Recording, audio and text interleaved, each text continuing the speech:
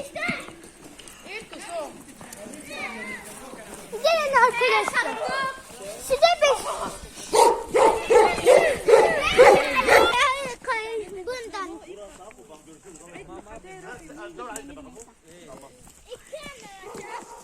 Özür dilerim orada seni ittiğim için. Bana beyaz olur. Hayır bana beyaz olur.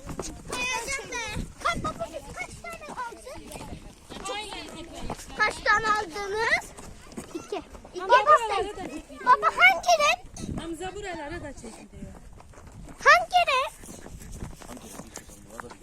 Ben beyaz. Ben beyaz. Ben pembe. Sen ne alacaksın sen? Ona diyorum ben. Gelin. Gel bu tarafa.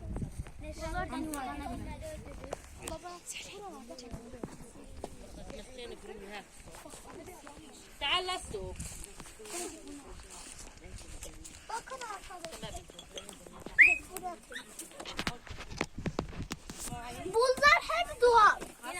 Bakın. Kayalı bakın müthiş.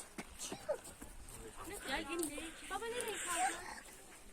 امسكي عود ستي وراح ايديه مع بعض Bakın. اسمعي Tarihe her şeyden. Polis gel. Çık. Çık.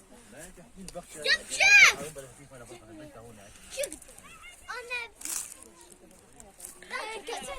Anne. كان بقى طيب انه جبت عنك على خير Bakın خلاص arkadaşlar. تحت انقفض. Benim